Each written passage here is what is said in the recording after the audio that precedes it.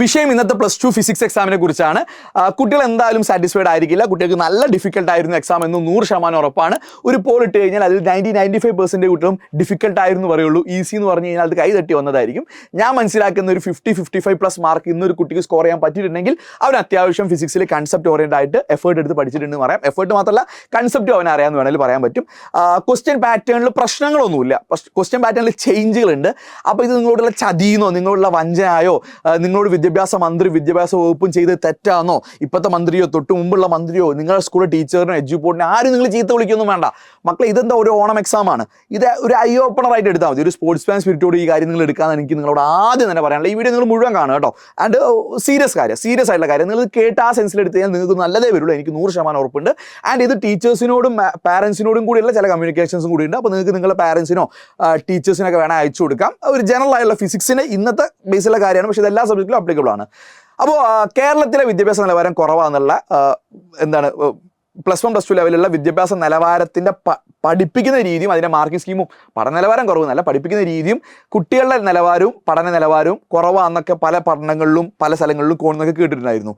അപ്പോൾ അത് അളക്കാൻ ഞാൻ ആളൊന്നുമല്ല. പക്ഷേ ഒരു കോമ്പറ്റീവ് എക്സാമിൽ പോകുമ്പോൾ കേരളത്തിലെ ആൾക്കാർ പിന്തള്ളപ്പെട്ടു പോവാണ്. ഇപ്പോൾ റീസെൻ്റായി നടന്ന നീറ്റ്, JEE, NDA, നിങ്ങൾ ഏത് എക്സാം CUT പോലത്തെ എക്സാംസ് നോക്കിക്കോളൂ. അതിൽ കേരളത്തിൽ നമ്മൾ ഹൈ ലിറ്ററസി ഒക്കെ ഉണ്ട്, എഡ്യൂക്കേഷൻ നമ്മൾ വളരെ മുൻപന്തിയിലാന്ന് പറയുന്ന ആൾക്കാരാണെങ്കിലും ഈ കോമ്പറ്റീവ് എക്സാമിലൊക്കെ നമ്മൾ പുറകോട്ട് പോകാനുള്ള കാരണം എന്ന് പറഞ്ഞാൽ കോമ്പറ്റീവ് ലെവലിൽ പഠിക്കുന്ന സമയത്ത് നമ്മൾ എന്ത് ചെയ്യുന്നില്ല, അവിടെ നമുക്ക് അവരോട് മാച്ച് ചെയ്യാൻ പറ്റുന്നില്ല. അല്ല നമ്മൾ പഠിക്കുന്ന സാധനവും ആ കോമ്പറ്റീവ് ലെവലിലുള്ള സാധനവും തമ്മിലൊരു ഡിഫറൻസ് ഉണ്ട്.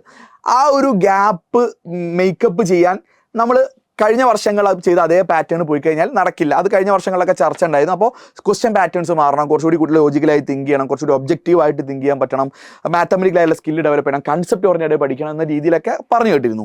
അപ്പോൾ അതിലേക്കുള്ളൊരു സ്റ്റെപ്പ് മാത്രമാണ് ഇന്നത്തെ നടന്ന എക്സാം. എനിക്ക് തോന്നുന്നു കെമിസ്ട്രി എക്സാമിൽ ഇത് അവിടെ ഇവിടെയൊക്കെ കണ്ടിട്ടുണ്ട്. മാത്സ് എക്സാം പക്ഷേ എന്ത് ചെയ്തു, അവർ ആ ഒരു പോളിസിയിൽ നിന്ന് പുറകോട്ട് പോയി. മാത്സ് എക്സാം വളരെ ക്ലീഷ് എക്സാമായി. ശരിക്കും ചെയ്യണത് മാത്സിനും കൂടി ചെയ്യണമായിരുന്നു. സാറേ ഞങ്ങളെ ബുദ്ധിമുട്ടാക്കണം, ശരിക്കും ഇത് മാത്സിനും ചെയ്യണമായിരുന്നു.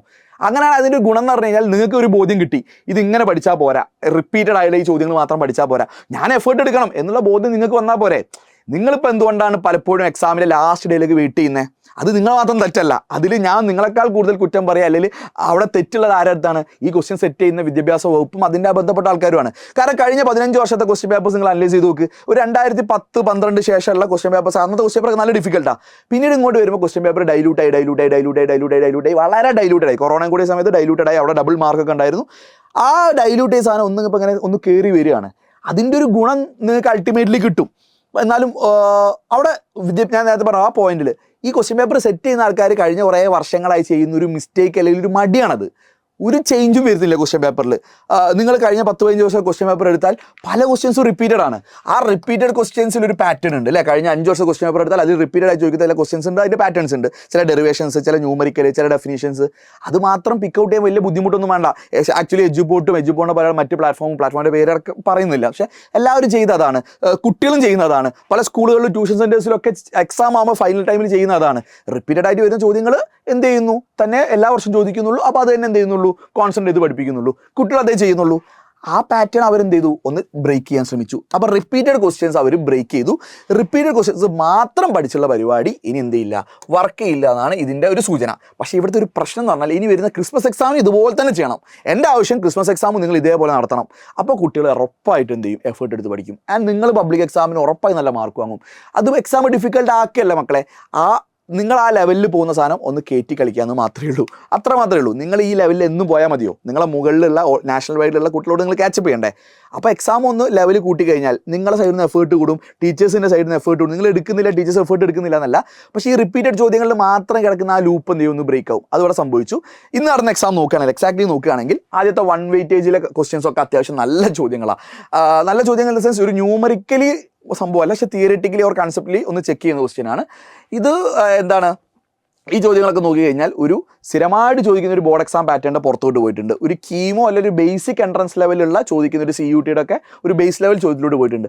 ഇവിടെ ഒന്നും ന്യൂമറിക്കലായിട്ട് വലിയ കാര്യമില്ല, പക്ഷേ കൺസെപ്റ്റ് അപ്ലൈ ചെയ്യാൻ ഇവിടെയൊക്കെ ഒന്ന് ബുദ്ധിമുട്ടും. അപ്പോൾ ആദ്യത്തെ എനിക്ക് തോന്നുന്ന 5 ചോദ്യങ്ങളിൽ 5ഉം തെറ്റിച്ച ഒരുപാട് പേരുണ്ടാവും. നല്ല രീതിയിൽ റിപ്പീറ്റഡ് ക്വസ്റ്റ്യൻസ് പഠിച്ചു. പക്ഷേ ഈ 5 വട്ടപൂജ ആൾക്കാരുടെ നിങ്ങൾ മനസ്സിലാക്കുക, നിങ്ങളുടെ പാറ്റേൺ ഒന്ന് ചേഞ്ച് ചെയ്യണം. റെഡി? ഇനി 1 മാർക്കില്ല ഈ 6, 7 ചോദ്യങ്ങളും ആ ഒരു ലെവലാണ്. അപ്പോൾ എനിക്കൊന്ന് 1 മാർക്ക് തൂഫാനായിട്ടുണ്ടാവും. അപ്പോൾ അതെന്ത് ചെയ്യാണ്, ഞാൻ അതിൻ്റെ ആൻസർ കീ ഇവിടെ പബ്ലിഷ് ചെയ്ത് കണ്ടു കഴിഞ്ഞാൽ നിങ്ങൾക്ക് മനസ്സിലായി വലിയ സംഭവമൊന്നുമല്ല. ചില ചോദ്യങ്ങൾ എസ്പെഷ്യലി ഈ ചോദ്യമൊക്കെ ഈ ചോദ്യമല്ല ഇവിടെ പോയി ഈ ചോദ്യമൊക്കെ പൊതുവേ അങ്ങനെ എടുത്ത് പറയാത്ത സാധനമാണ്. കുറച്ചൊരു എൻട്രൻസ് ലെവലിൽ തന്നെ എടുത്ത് വേണമെങ്കിൽ പറയാൻ പറ്റും. കാൽക്കുലേഷൻ വൈസ് ഒന്നുമില്ല കേട്ടോ. എൻട്രൻസ് എന്ന് പറഞ്ഞാൽ ഇപ്പോൾ ഏതെങ്കിലും എൻട്രൻസ് ഫാക്കൽറ്റി ഉണ്ടോ, ഇതാണ് എൻട്രൻസ് എന്ന് പറഞ്ഞാൽ എന്നെ ചീത്ത വിളിക്കാം. ബോർഡ് എക്സാമിന് വരാത്ത ചോദ്യം എന്നേ ഉദ്ദേശിച്ചുള്ളൂ. ഒരു ബേസിക് എൻട്രൻസ് നമ്മൾ പഠിപ്പിക്കുന്ന കൺസെപ്റ്റ് പഠിപ്പിക്കുന്ന ടൈപ്പുള്ള ചോദ്യങ്ങളാണ്. ഓക്കെ, ഇതൊക്കെ ഒരു 1 മാർക്കിന് ചോദിക്കുന്നേക്കാൾ ഒരു 2 മാർക്ക് ചോദിക്കായിരുന്നു വേണമെങ്കിൽ. ഓക്കെ, CBSE വെച്ച് നോക്കുമ്പോൾ ഇതൊന്നുമില്ല കേട്ടോ. പിന്നെ ഇതിൽ ക്വസ്റ്റ്യൻ എന്തോ ഒരു കോംപ്ലിക്കേഷൻ ഉള്ള ഒരു കുട്ടിക്ക് തോന്നും, എന്നാലും അതൊന്നുമില്ല. ഈ ചോദ്യം ഒരു 2 മാർക്കിനൊക്കെ വേണേൽ ചോദിക്കായിരുന്നു, 1 മാർക്കിനുള്ള സംഭവമല്ല. അപ്പോൾ ബേസിക്കലി ഇതൊരു കോമ്പറ്റീവിലേക്കുള്ള ഒബ്ജക്റ്റീവിലേക്കുള്ള ഒരു വ്യൂവിലേക്ക് കുറച്ച് മാറിയിട്ടുണ്ട്. ആൻഡ് മുന്നോട്ട് പോവുകയാണെങ്കിൽ ഇപ്പോൾ ഇലക്ട്രിക് ഫ്ലക്സ് ഇതൊക്കെ ക്ലീശ ചോദ്യം, ഇതിലൊന്നും കുഴപ്പമില്ല. ഈ 2 മാർക്ക് എല്ലാവർക്കും കിട്ടും. അടുത്തത് ഈ 2 മാർക്ക് എല്ലാവർക്കും കിട്ടും. ഇവിടെ ഒന്നും ആർക്കും കുഴപ്പമില്ല, ഇതൊക്കെ വളരെ എളുപ്പമുള്ള എക്സാമാണ്. ഡയലക്ട്രിക് പോളറൈസേഷൻ പൊതുവേ റിപ്പീറ്റഡ് ചോദ്യം അല്ലെങ്കിലും ഇത് സംഭവമൊന്നുമല്ല. പോളറൈസേഷൻ്റെ കൺസെപ്റ്റ് അതിൻ്റെ ഇക്വേഷൻ മാത്രമാണ്, അതും കിട്ടും. അത്യാവശ്യം എല്ലാ ടോപ്പിക് കവർ ചെയ്ത ഒരു ടോപ്പിക്കിൽ റിപ്പീറ്റഡ് ടോപ്പിക് അല്ലെങ്കിലും ഇതും പഠിച്ചാൽ കിട്ടാവുന്നുള്ളൂ. ഇവിടെ ഡിഫിക്കൽട്ടി ലെവലൊന്നുമില്ല, ഒന്ന് ടേമോ അതിൻ്റെ എക്സ്പ്രഷനും മാത്രമേ ഉള്ളൂ. ഇനി ഓംസ് ലോ സ്റ്റേറ്റ് ചെയ്യാൻ പറയാം, അതിൻ്റെ ഗ്രാഫ് വരയ്ക്കുക, ഇതും കിട്ടും. അപ്പോൾ 2 മാർക്കിലൊന്നും വലിയ പ്രശ്നമില്ല, ഇതൊക്കെ എല്ലാവർക്കും കിട്ടുന്ന ചോദ്യം. ഇതിവിടെ ഒന്നും ഡിഫിക്കൽട്ടി ഇല്ല കേട്ടോ. ഇത് NCERTയുടെ വാല്യൂ ആണ്. ഇതെന്ന് എജുപോണ്ട രാവിലത്തെ ലൈവിൽ കൂടി ഞാൻ ഡിസ്കസ് ചെയ്തതല്ല, അത് സ്ഥിരമായിട്ട് NCERTയിൽ വരുന്നൊരു PYQ ആണ്, ഞാൻ അതൊന്ന് ചെയ്തു എന്നുള്ളൂ. NCERTയുള്ള വാല്യൂ ആണ്, ഇതും ഡെഫിനീഷനാണ്, ഇത് അതിൻ്റെ എക്സ്പ്രഷനാണ്. ഇത് അത്ര റിപ്പീറ്റഡ് അല്ല. അപ്പോൾ റിപ്പീറ്റഡ് ക്വസ്റ്റ്യൻ അല്ലാത്തത് കൊണ്ട് ചിലർക്ക് മിസ് ഔട്ട് ആകാൻ ചാൻസ് ഉണ്ട്. ഈ ചോദ്യം ബേസിക് ക്വസ്റ്റ്യൻ ആണ്, NCERTയിലെ ഒരു ബേസ് ചെയ്തുള്ള സാധനമാണ്. ഒരു ഒബ്ജക്റ്റീവിൽ തിങ്ക് ചെയ്താൽ കിട്ടുന്ന സംഭവമുള്ളൂ, ഇതൊന്നും സംഭവമല്ല. ഇത് NCERTയിലെ വാല്യൂ, ഇതൊന്നും എജുപോണ്ട രാവിലത്തെ ലൈവിൽ ഞാൻ ഡിസ്കസ് ചെയ്താണ്. NCERTയിലെ അതേ വാല്യൂ ആണ്, എക്സാക്ട് വാല്യൂ ആണ്, മുമ്പത്തെ പ്രീവിയസ് ഇയർ ക്വസ്റ്റ്യൻ ആണ്. ഈ പ്രിൻസിപ്പൾ സൂപ്പർ പൊസിഷൻ ഒക്കെ സ്റ്റേറ്റ് ചെയ്യാൻ പല കുട്ടികൾക്ക് അറിയലുണ്ടാവില്ല, അത് ഒരു പ്രശ്നമാണ്. പല ആൾക്കാർ ഇങ്ങനെ വായിച്ചു പോകുന്ന സാധനം അത് സ്റ്റേറ്റ് ചെയ്യാൻ പലർക്കും പറ്റാത്തതുകൊണ്ട് ഇത് എഴുതാൻ ബുദ്ധിമുട്ടുണ്ടാവും, അതിൻ്റെ എക്സ്പ്രഷൻ എഴുതാൻ കുറച്ച് ഒരു ബുദ്ധിമുട്ടുണ്ടാവും. നിങ്ങൾ നോട്ട് നോക്കിയാൽ ഇതായിരുന്നു നിങ്ങൾക്ക് ഫീലിംഗ് കിട്ടാൻ ചാൻസ് ഉണ്ട്. എക്സ്പ്രഷൻ ഫോർ എനർജി സ്റ്റോർഡിൻ്റെ ഡെറിവേഷനൊക്കെ വളരെ ബേസിക് ആണ്, ഇവിടെ ഒന്നും വലിയ പ്രശ്നം ഉണ്ടാവില്ല. മൊബിലിറ്റിൻ്റെ ടേം ഡിഫൈൻ ചെയ്യാൻ പലർക്കും ബുദ്ധിമുട്ടായിരിക്കും, അതെന്താന്നുള്ളത് പലർക്കും ഒന്ന് കത്തി കിട്ടാൻ കുറച്ച് ബുദ്ധിമുട്ടാണ്. അതിൻ്റെ essay കൊണ്ട് ചോദിച്ചിട്ടുണ്ട്. അപ്പോൾ ഇത് അത്ര കോമൺ ചോദ്യമല്ല. അതിൻ്റെ സെക്കൻഡ് ക്വസ്റ്റ്യൻ ശരിക്കും അത് കുറച്ച് വെള്ളം കുടിപ്പിച്ചിട്ടുണ്ടാവും. Relationship between mobility and relaxation time, അങ്ങനെ ഒരു ഡെറിവേഷൻ ശരിക്കും എന്ത് ചെയ്യില്ല, ബൈ ഡിഫോൾട്ട് പല ടീച്ചേഴ്സും, ഞാൻ അടക്കമുള്ള പല ടീച്ചേഴ്സും ചാപ്റ്റർ പഠിപ്പിക്കുമ്പോൾ ബൈ ഡിഫോൾട്ട് പഠിപ്പിക്കുന്നില്ല. ഇത് നമ്മൾ സ്പോട്ടിൽ ഡിറൈവ് ചെയ്യണം. ഇത് അത്ര കോമൺ ആയിട്ട് വരുന്ന ഡെറിവേഷൻ അല്ല, ഈവൻ ക്ലാസ്സിലൂടെ നമ്മൾ ഡിറൈവ് ചെയ്യില്ല. ഇതിൽ പ്രോബ്ലത്തിൻ്റെ ഭാഗമായിട്ടൊരു എൻട്രൻസ് ലെവലിൽ പഠിപ്പിക്കുന്ന സമയത്ത് മാത്രമേ ഇത് നമ്മൾ കണക്ട് ചെയ്യേണ്ട ആവശ്യമുള്ളൂ. ഓക്കെ, അപ്പോൾ ഇതൊക്കെ സ്പോട്ടിൽ ഡിറൈവ് ചെയ്യേണ്ടതാണ്. ആ കണക്ഷൻ പലർക്കും കിട്ടിയിട്ടുണ്ടാവില്ല. ഇത് കുട്ടികൾക്ക് എന്തായാലും തെറ്റിയുണ്ട്. ഇത് ശരിയാക്കാൻ നിങ്ങൾക്ക് പറ്റിയിട്ടുണ്ടെങ്കിൽ, നിങ്ങളെ സ്കൂളിലൊന്നും പഠിപ്പിച്ചില്ല, നിങ്ങൾക്ക് സ്വന്തമായി കിട്ടിയിട്ടുണ്ടെങ്കിൽ നിങ്ങൾ അത്യാവശ്യം നല്ല ലെവലാണ് ഞാൻ വേണം പറയാം. Explain the concept of internal resistance, electromotive force, terminal voltage. ഇതൊക്കെ എക്സ്പ്ലെയിൻ ചെയ്യാൻ പറയുമ്പോൾ ആ വേർഡ്സ് കിട്ടാത്ത പ്രശ്നം വന്നിട്ടുണ്ടാവും. റിലേഷൻഷിപ്പ് ഇക്വേഷൻ ഇതെന്നൊക്കെ വളരെ ബേസിക് ക്വസ്റ്റ്യൻ ആണ്. വെക്ടർ ഫോം ഡിറൈവ് ചെയ്യാൻ പല ആൾക്കാരും പഠിച്ചിട്ടുണ്ടാവില്ല, വെക്ടർ ഫോമാറ്റ് മാത്രമേ പഠിച്ചുള്ളൂ. അപ്പോൾ ഒരു അൺകോമൺ ആയിട്ടുള്ളൊരു ഡെറിവേഷൻ അവിടെ വന്നു. ഇതിൻ്റെ ഡെറിവേഷൻ കുറച്ച് പ്രശ്നമാണ് കേട്ടോ. മീൻസ് പ്രശ്നം ഇൻ ദ സെൻസ് കുട്ടിക്ക് പഠിച്ചിട്ടുണ്ടാവില്ല, സത്യത്തിൽ അവർ തൊട്ട് നോക്കിയിട്ടുണ്ടാവില്ല. ഇതിൽ കിർച്ചോഫും നമ്മുടെ വീച്ചോം പിടിച്ചൊക്കെ മാത്രമേ പഠിച്ചിട്ടുണ്ടാവുള്ളൂ, ഈ ഡെറിവേഷൻ ഒന്നും പഠിച്ചിട്ടുണ്ടാവില്ല. ഇത് വളരെ ബേസിക് ആയിട്ടുള്ളതാണ്. പക്ഷേ ഇവിടെ ചില ആൾക്കാർക്ക് സംഭവിച്ചെന്തായിരിക്കും, എല്ലാവരും പഠിച്ചിട്ട് ഇത്ര മുകളിലോട്ട് പോകുന്നതായിരിക്കും. മുകളിലോട്ട് പോകുമ്പോൾ ഇങ്ങനെ ഇങ്ങോട്ട് കറങ്ങുമ്പോൾ ഇങ്ങനെ വരുമ്പോൾ എന്ത് ചെയ്യും, ഇങ്ങനെ കറങ്ങും. സംഭവം ബേസിക്കലി ആ സാധനം തന്നെ, അതിൽ മാറ്റമൊന്നുമില്ല, ഒരേ സാധനം തന്നെയാണ്. ഇതൊക്കെ വളരെ ബേസിക് ക്വസ്റ്റ്യൻ, ഇതൊന്നും ഡിഫിക്കൽട്ടാണ് നിങ്ങൾ പറയരുത്, വളരെ ഈസിയാണ്. Gauss's law, charged wire 4 mark അവിടെ കിട്ടുകയാണ്, എളുപ്പത്തിൽ കിട്ടുന്ന മാർക്കാണ്, വേറെ ഒന്നും സംഭവിക്കാനില്ല, നേരെ എഴുതാനേ ഉള്ളൂ. അടുത്ത് പ്രോപ്പർട്ടീസ് ഓഫ് ഇക്വിബിൾ സർഫസ് എഴുതാനും ഷോ ദാറ്റ് അതിൻ്റെ വർക്ക് ഡണും. പലർക്ക് ആ ഷോ ദാറ്റ് ചിലപ്പോൾ ചാൻസ് പാളിയിട്ടുണ്ടാവും. എക്സ്പ്രഷൻ ഫോർ ടോർക്ക് ക്ലീഷേ 4 മാർക്കിന് ഞാൻ ചോദിച്ചത് അല്ലേ, 4 മാർക്കിനല്ലത്, 4 മാർക്കിനൊക്കെയാണ് ഈ ടോർക്കിന് ഡെറിവേഷൻ ചോദിച്ചത്. ഇതൊക്കെ 2 മാർക്ക് ചോദിക്കുന്നത് 4 മാർക്ക് ചോദിച്ചു. അപ്പോൾ ഇവിടെ മേക്കപ്പ് ചെയ്തിട്ടുണ്ട്, അവിടെ നഷ്ടപ്പെട്ട മാർക്ക് ഇവിടെ കിട്ടുമെങ്കിലും ഇതൊക്കെ എളുപ്പത്തിൽ കിട്ടും. Magnetic force per unit length, ഇതും വളരെ ക്ലീഷേ ഡെറിവേഷൻ ആണ്, കഴിഞ്ഞ പബ്ലിക് എക്സാമിന് വന്നാണ്. അതിൽ ആ 1 ആംപിയർ ഡിഫൈൻ ചെയ്യാൻ പല ആൾക്കാരും പഠിച്ചിട്ടുണ്ടാവില്ല. ഇക്വേഷൻ കിട്ടിക്കഴിഞ്ഞാൽ നോക്കിക്കഴിഞ്ഞാൽ കിട്ടും 1 ആംപിയർ ഡെഫിനീഷന്. Expression for electric field intensity to electric dipole on bisecting line, ഈ വേർഡ് ചിലപ്പോൾ കുട്ടിയെ കൺഫ്യൂഷൻ ആയിട്ടുണ്ടാവും. അപ്പോൾ ഇപ്പോൾ നോക്കുമ്പോൾ സത്യത്തിൽ നിങ്ങൾക്ക് തോന്നി ഇത് വലിയ പ്രശ്നമൊന്നുമില്ലല്ലോ, തുടക്കത്തിൽ ആ 1 മാർക്കിൻ്റെ പ്രശ്നമല്ല എന്ന് പലർക്കും തോന്നും. ഇവിടെ ഒന്നുമില്ല. ഇതെന്താണ്, പല ആൾക്കും ഇനി ഇവിടെ പ്രശ്നം വരാൻ ചാൻസ് ഇല്ല. അവർ R1, R2, R3, R4 പഠിച്ചിട്ടുണ്ടാവുള്ളൂ. അത് PQRS എന്നാക്കിയെന്നുള്ളൂ, വേറെ മാറ്റമൊന്നുമില്ല. സാധാ കിർച്ചോഫിൻ വീസ്റ്റോണിൻ്റെ ബാലൻസിങ് കണ്ടീഷനിൽ ഇക്വേഷൻ എഴുതാൻ മാത്രമേ പറഞ്ഞുള്ളൂ. ഫൈൻ ദ ബാലൻസിങ് കണ്ടീഷൻ്റെ ഡെറിവേഷൻ. പിന്നെ ഒരു പ്രോബ്ലം വളരെ ബേസിക്, ആ ഇക്വേഷൻ റീഅറേഞ്ച് ചെയ്താൽ ഒറ്റ നോട്ടത്തിന് ഉത്തരം കിട്ടുന്ന ഒരു വാല്യൂ ആണ്, ഒരു സംഭവമേ അല്ലത്. ഇത് വളരെ ഈ ക്ലീശ ചോദ്യം. ഇതൊക്കെ എത്ര 5 മാർക്കിന് 5 മാർക്കൊക്കെ എളുപ്പത്തിൽ കിട്ടുക. ഈ 5 മാർക്ക് കിട്ടും, ഈ 5 മാർക്ക് കിട്ടും, ഈ 5ഒക്കെ കിട്ടിയില്ലെങ്കിലേ പ്രശ്നമുള്ളൂ. നിങ്ങൾ ഇതൊന്നും പഠിച്ചില്ലേ നിങ്ങളെ നഷ്ടമാണ് കേട്ടോ. ആംപിയർ സർക്യൂട്ട് ലോയിൽ സ്റ്റേറ്റ് ചെയ്യാനും സോളിനോയിഡിൻ്റെ കേസ് ഡിറൈവ് ചെയ്യാൻ 5 മാർക്ക് എളുപ്പത്തിൽ കിട്ടും. ഇതൊന്നും ഒരു പ്രശ്നമേ അല്ല. ബയോട്സ് വാട്സ് ലോ കിട്ടും. ഇത് സീനാവും. ഇതിലെന്താണ് സാധാരണ നിങ്ങൾ എന്താ പഠിക്കേണ്ടത്? Infinitely long current carrying conductor. Infinitely current carrying കണ്ടക്ടറിന്റെ മാഗ്നറ്റിക് ഫീൽഡ് ഒരു ഡിസ്റ്റൻസിൽ നമ്മൾ എന്ത് വെച്ചിട്ടാണ് കാണുക? ആംപിയർ സർക്യൂട്ടിൽ വെച്ചിട്ടാണ് കാണുക. അത് എന്ത് വെച്ച് കാണാൻ പറഞ്ഞത്? ബയോട്സ് സവാർട്സിലോ വെച്ച് കാണാനാണ് പറഞ്ഞിരിക്കുന്നത്. ഞാൻ മനസ്സിലാക്കുന്ന മിക്കവാറും ഒരു ക്വസ്റ്റ്യൻ എന്ത് ചെയ്തിട്ടുണ്ടാവും? അവർ ആംപിയർ സർക്യൂട്ട് ലോയിൽ ആയിരിക്കും ഉദ്ദേശിച്ചിട്ടുണ്ടാവുക. അതിന് ബയോട്സ് സവാർഡിലാണെങ്കിൽ അവർ മറ്റേ സർക്കുലർ കോയിലിൻ്റെ ഡെറിവേഷനിലേക്ക് മിക്കവാറും ചോദിച്ചിട്ടുണ്ടാവുക. ഇത് വെച്ചിട്ട് കാണാം, പക്ഷെ അത് കോമൺലി പഠിപ്പിക്കുന്ന സാധനമല്ല. അപ്പോൾ ഈ ഡെറിവേഷൻ പല കുട്ടികൾക്കും കിട്ടിയിട്ടുണ്ടാവില്ല. അപ്പോൾ ചില ആൾക്കാർ ഇത് ആംപിയർ വെച്ച് ചെയ്തിട്ടുണ്ടെങ്കിൽ മേ ബി അതിന് മാർക്ക് സ്കോർ ചെയ്യാനും ചാൻസ് ഉണ്ട്. ആംപിയർ വെച്ച് കാണാമെങ്കിൽ ബയോട്സ് സവാർഡിൽ വെച്ചിട്ടും കാണാം.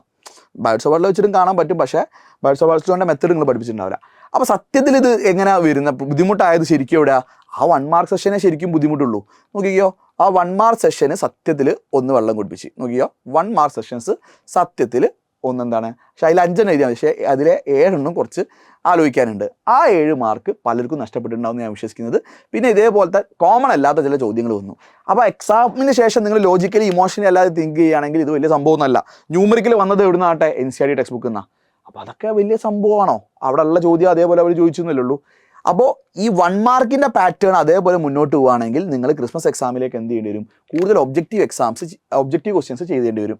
അപ്പോൾ ഇതൊക്കെ ഒരു ബേസ് ലെവൽ എൻട്രൻസിൻ്റെ ടൈപ്പ് ചോദ്യങ്ങളാണ്, ഓർ CBSE ബോർഡ് ലെവലിലെ ഒബ്ജക്റ്റീവ് ക്വസ്റ്റ്യൻസ് ആണ്. അപ്പോൾ അത്തരം ചോദ്യങ്ങൾ നിങ്ങൾ മാക്സിമം പഠിക്കുക. സ്കൂളിൽ നിന്ന് ആ കാര്യങ്ങൾ പഠിപ്പിക്കുന്നത് ഞാൻ പ്രതീക്ഷിക്കുന്നു. അപ്പോൾ ഇതൊരു പോസിറ്റീവ് നോട്ടിൽ അവസാനിപ്പിക്കാം. എങ്ങനെ നിങ്ങൾ ഇനി മുന്നോട്ട് പോകണം? വളരെ സിമ്പിളാണ്. ഞാൻ നേരത്തെ പറഞ്ഞ ഒരു പോയിന്റ് ഉണ്ട്. നിങ്ങൾ പലപ്പോഴും നിങ്ങൾ കുഴി കൊണ്ട് ചാടിക്കുന്നത് നിങ്ങളെ ടീച്ചേഴ്സ് എല്ലാവരും പറയുന്ന സാധനം. അതിൻ്റെ കുറ്റം ആക്ച്വലി ഞങ്ങൾക്ക് കിട്ടുന്നത്. നിങ്ങൾ എക്സാമിൻ്റെ തലേ ദിവസം എന്തുകൊണ്ട് പഠിക്കുന്നു? നിങ്ങൾക്കറിയാം തലേ ദിവസം പഠിച്ചാൽ പോലും കുറേ ക്വസ്റ്റ്യൻസ് റിപ്പീറ്റ് ചെയ്യുന്നതുകൊണ്ട് നിങ്ങൾക്ക് മാർക്ക് കിട്ടും. അതല്ലേ റിയാലിറ്റി. അതുകൊണ്ടല്ലേ നിങ്ങൾ തലേ ദിവസം ലൈവിന് വേണ്ടി കാത്തിക്കുന്നത്, അല്ലെ തലേ ദിവസം മാത്രം പഠിച്ചാൽ മതി മൂഡിൽ നിൽക്കുന്നത്. നിങ്ങൾക്ക് അങ്ങനെ ഒരു ബോധ്യമുണ്ട്, തലേ ദിവസം പഠിച്ചാൽ സ്കോർ ചെയ്യാൻ പറ്റും. അത് നിങ്ങളെ കുറ്റമാണോ? അല്ല, അത് ക്വസ്റ്റ്യൻ പേപ്പർ സെറ്റ് ചെയ്ത ആൾക്കാരെ കുഴപ്പമാണ്. കാരണം എന്താണ്? തലേ ദിവസം പഠിച്ചു കഴിഞ്ഞാലും മാർക്ക് കിട്ടുന്ന രീതിയിൽ ക്വസ്റ്റ്യൻ പേപ്പർ സെറ്റ് ചെയ്യുന്ന ആൾ അവരുടെ കയ്യിലാണ് ആ പ്രശ്നം. ആ പാറ്റേൺ അവർ മാറ്റിയാൽ പോരെ. അതായത് സ്ഥിരമായി ചോദിക്കുന്ന ചോദ്യങ്ങളൊന്നും ഇല്ലയെന്ന് അവർ വ്യക്തമായിട്ട് പറയുകയാണ്. എല്ലാ ക്വസ്റ്റ്യൻ പേപ്പറിലും അവർ അതേപോലെ ചെയ്യുകയാണ്. നിങ്ങൾ തലേന്ന് പഠിക്കാൻ കാത്തുക്കുമോ? തലേന്നത്തെ ലൈവിന് വേണ്ടി മാത്രം കാത്തുക്കോ? ഇല്ലല്ലോ. സ്കൂൾ ടീച്ചേഴ്സ് അതുകൊണ്ട് എന്തെങ്കിലും കൂടുതൽ വെറൈറ്റി ചോദ്യം ചെയ്യും, ഞങ്ങൾ കൂടുതൽ വെറൈറ്റി ചോദ്യം ചെയ്യും, നിങ്ങൾ എഫേർട്ട് ചെയ്യും. ഓവറോൾ നിങ്ങൾക്ക് നല്ലതേ വരുള്ളൂ. അപ്പോൾ ആ പാറ്റേൺ ഒന്ന് ചേഞ്ച് ചെയ്തെന്നുള്ളൂ. അപ്പോൾ നിങ്ങൾ ചെയ്യേണ്ട കാര്യം ഈ PYQ നോക്കുക. നല്ലതാണ്, PYQ നോക്കണം. അപ്പോൾ ഈ PYQ നോക്കണേ നിർത്തണം എന്നാണ് പറഞ്ഞത്. അല്ല, ഇന്നിപ്പോൾ ചോദിച്ച എത്രയോ ചോദ്യം PYQ ആണ്. റിപ്പീറ്റഡ് ക്വസ്റ്റ്യൻസ് ചെയ്യേണ്ടതാണോ? അതും ചെയ്യണം. പക്ഷേ ഇത് മാത്രം മതി എന്നുള്ള ആ പരിപാടിയൊക്കെ നിർത്തിയേക്ക്. ആൻഡ് തലേ ദിവസത്തെ ലാസ്റ്റ് ലൈവിന് കാത്തിക്കുന്ന അത് മാത്രം മതി. അതും നിങ്ങൾ കണ്ടോ, കുഴപ്പമില്ല. പക്ഷേ ഇത് മാത്രം മതി എന്നുള്ള ആ ഓൺലി മൂഡാണ് പ്രശ്നം. ഓക്കെ. അല്ലെങ്കിൽ ഇൻസ്റ്റാഗ്രാമിലൊക്കെ ഇപ്പോൾ ഫുള്ള് PDF-ൻ്റെ കളിയാണ്. കിട്ടുന്ന PDF മാത്രം മതി എന്നുള്ള മൈൻഡ് സെറ്റ് മാറ്റുക. കിട്ടുന്നതെല്ലാം നിങ്ങൾ നോക്കുക. അപ്പോൾ അതിൻ്റെ കൂടെ നിങ്ങൾ എന്ത് ചെയ്യുക? അപ്പോൾ ന്യൂമറിക്കലിന് വേണ്ടി നിങ്ങൾ എന്ത് ചെയ്യുക? NCERT സൊല്യൂഷൻ നോക്കുക. അതിലെ ചോദ്യങ്ങൾ അത്യാവശ്യം മാത്തമാറ്റിക്കലി റിക്വയർമെൻറ്റ്സ് ഉണ്ടാവും. അപ്പോൾ ആ മാത്സും കൂടി റെഡിയാക്കുക. NCERT എക്സസൈസ് ക്വസ്റ്റ്യൻസ് ചെയ്യുക. അതിന് അഡീഷണലായിട്ട് ഇപ്പോൾ ഈ ടൈപ്പ് ചോദ്യങ്ങൾ എന്തായാലും എന്തില്ല, പെട്ടെന്ന് കിട്ടൂല. അപ്പോൾ അതിന് കുറച്ച് അഡീഷണൽ ക്വസ്റ്റ്യൻസ് തന്നെ ചെയ്യണം. അപ്പോൾ അഡീഷണൽ ആയിട്ടുള്ള MCQs നിങ്ങൾ ചെയ്ത് പഠിക്കണം. MCQ ചെയ്ത് പഠിക്കണം. അപ്പോൾ കുറച്ചുകൂടി ഒരു എൻട്രൻസിലേക്കൊക്കെ ഉള്ള രീതിയിൽ ഒബ്ജക്റ്റീവായുള്ള ക്വസ്റ്റ്യൻസ് നേരിടാൻ നിങ്ങൾ തയ്യാറാവുക. ആൻഡ് ലാസ്റ്റിലേക്ക് വെക്കാതൊക്കെ നേരത്തെ പഠിച്ചു തുടങ്ങാം. അപ്പോൾ ഇത്ര ഇതിൽ പറയാനുള്ളൂ. അല്ലാതെ എന്തില്ല, ഒരു ഇമോഷണലായിട്ട് എടുക്കൊന്നും വേണ്ട. ഓണം എക്സാം ആണ്, ഒരു സ്പോർട്സ്മാൻ സ്പിരിറ്റിൽ എടുക്കുക. ഈ കാര്യങ്ങൾ ചെയ്താൽ മതി. നിങ്ങളിപ്പോൾ ചെയ്യുന്നത് കണ്ടിന്യൂ ചെയ്യുക. ആ ലാസ്റ്റ് ലൈവിലേക്കും റിപ്പീറ്റ് ക്വസ്റ്റ്യൻസും PYQ മാത്രം പഠിക്കാതെ കുറച്ച് നേരത്തെ തന്നെ NCERT ക്വസ്റ്റ്യൻസും അഡീഷണൽ MCQ ചെയ്യുന്നു. ആൻഡ് അവസാന ടൈമിലേക്ക് നിങ്ങൾ PYQs നോക്കുന്നു, റിപ്പീറ്റ് ക്വസ്റ്റ്യൻസ് നോക്കുന്നു, ഫൈനൽ ലൈവും കാണുന്നു. അപ്പോൾ നിങ്ങൾക്ക് ഓക്കെ, വലിയ കുഴപ്പമൊന്നുമില്ല. കാരണം ഇന്ന് രാവിലെ ലൈവിലും മിനിഞ്ഞാന്നല്ല 3 ദിവസം മുമ്പ് നടന്ന മാരത്തോൺ ലൈവിലും തന്നെ ഈ ചാപ്റ്ററിൻ്റെ നമ്മൾ ഇന്നത്തെ ക്വസ്റ്റ്യൻ പേപ്പറിലെ ആ പുതിയ ടൈപ്പ് ചോദ്യമില്ലാത്ത ബാക്കി എല്ലാ ചോദ്യം കവറായിട്ടുണ്ട്. അപ്പോൾ അതവിടെ തന്നെ വീണ്ടും വരുന്നുണ്ട്. അപ്പോൾ ആ ലൈവ് കാണണ്ടെന്നോ ആ ലൈവ് കാണുന്നത് നിർത്തണമെന്നോ അല്ല, അത് കണ്ടോ. പക്ഷെ അതിന് മുമ്പൊക്കെ അഡീഷണൽ ആയിട്ട് കുറേ ചോദ്യങ്ങൾ ചെയ്യണം. പിന്നെ ചില എക്സാമിൻ്റെ തലേന്ന് അഡീഷണൽ ചോദ്യം എജുബോണ്ടൊക്കെ തന്നൂടെ. തലേ ദിവസം നിങ്ങൾക്ക് എങ്ങനെ പഠിക്കാനാണ് ഈ ന്യൂമറിക്കൽ ക്വസ്റ്റ്യനൊക്കെ? ഇതൊക്കെ തലേ ദിവസം എങ്ങനെ പഠിപ്പിച്ചു തരാനാണ് നിങ്ങൾക്ക്? അതിൻ്റെ കൺസെപ്റ്റ് ഒന്നും പഠിക്കാൻ തലേ ദിവസം ഒന്നും വർക്കാല്ല. അപ്പോൾ നേരത്തെ പഠിച്ചു കൊടുക്കുക, നേരത്തെ അഡീഷണൽ ക്വസ്റ്റ്യൻസ് ചെയ്ത് വെക്കുക. ക്ലീഷേ ചോദ്യങ്ങളൊക്കെ ഡെറിവേഷൻസ് ഒക്കെ വേണം അവസാനത്തേക്ക് വെച്ചാലും കുഴപ്പമില്ല. ന്യൂമറിക്കലായിട്ടും അതിൻ്റെ കൺസെപ്റ്റ് അപ്ലൈ ചെയ്യുന്ന ലെവലിലുള്ള എന്തെങ്കിലും ഉണ്ടെങ്കിൽ ഈ ഡെറിവേഷൻ ഒഴികെ ബാക്കിയൊക്കെ നേരത്തെ പഠിച്ചു വെക്കുക. That's it. ഫിസിക്സിൻ്റെ കേസിൽ സെറ്റാണ്. ബാക്കി സബ്ജക്ട്സിൻ്റെ കേസിൽ എങ്ങനെയാണെന്ന് അറിയില്ല. മാത്സ് എളുപ്പത്തിൽ പോയി. അപ്പോൾ എൻ്റെ ഒരു പ്രാർത്ഥന, എൻ്റെ റിക്വസ്റ്റാണ്, എനിക്ക് ചീത്തയാക്കാൻ ചാൻസ് ഉണ്ട്. എൻ്റെ റിക്വസ്റ്റ് പ്രകാരം ഡിസംബറിലും ഇതേ ലെവലിൽ പിടിച്ചു കഴിഞ്ഞാൽ നിങ്ങൾ നന്നാവും. നിങ്ങൾ മോഡലിൽ കുറച്ചുകൂടി കെയർഫുൾ ആവും, നിങ്ങൾ മോഡലിൽ നന്നായി പഠിക്കും, ടീച്ചേഴ്സ് പഠിപ്പിക്കും, ഞങ്ങൾ പഠിപ്പിക്കും, നിങ്ങൾ ലെവൽ കൂടും, നിങ്ങൾക്ക് കുറച്ചുകൂടി കോമ്പറ്റീവ് എക്സാമിന് മാർക്ക് സ്കോർ ചെയ്യാൻ പറ്റും. അപ്പോൾ പ്രിവിലേജ് ഒന്നും ഇല്ലാത്ത, കോച്ചിങ്ങിനൊന്നും പോകാത്ത കുട്ടികളുണ്ടെങ്കിൽ ഡോണ്ട് വറി, നിങ്ങൾ എഫേർട്ട് എടുത്താൽ നിങ്ങൾക്ക് പറ്റും. ഫ്രീ ആയിട്ട് തന്നെ ഒരുപാട് മെറ്റീരിയൽസ് അവൈലബിൾ ആണ്. അത് എനിക്ക് ജോയിൻ ചെയ്യാൻ പൈസ ഇല്ലാടാ, പൈസ ഇല്ലെങ്കിൽ ഫ്രീ ആയിട്ട് കണ്ടൻസ് ഒരുപാട്, അതെങ്കിലും നോക്ക്. അത് നോക്കാതെ ഈ ആരെങ്കിലും കുറ്റം പറഞ്ഞിരിക്കുക, വിദ്യാഭ്യാസ മന്ത്രി അല്ലെങ്കിൽ സിസ്റ്റത്തെ കുറ്റം പറയുക, സ്കൂളിലെ ടീച്ചേഴ്സിന് കുറ്റം പറയുക, സ്കൂളിനെ കുറ്റം പറയുക, എജുപോർട്ടിനെ കുറ്റം പറയുക, മറ്റു പ്ലാറ്റ്ഫോം പറയുക, അതിലൊന്നും കാര്യമില്ല. നമ്മൾ ചെയ്യാതെ ഇതൊന്നും പറഞ്ഞിട്ട് കാര്യമില്ല. സോ മെറ്റീരിയൽസ് ഒക്കെ അവൈലബിൾ ആണ്. NCERT ടെക്സ്റ്റ് ബുക്ക് വരെ ഫ്രീ ആയിട്ട് PDF ആയിട്ട് അവൈലബിൾ ആണ്. സോ കുറച്ച് വൈസായിട്ട് ചിന്തിക്കുക, ഇമോഷണൽ ആവേണ്ട കാര്യമില്ല. വളരെ കൂളായിട്ട് നിങ്ങൾ സീരിയസ് ആയിട്ട് എടുക്കുക. That's it. ബൈ.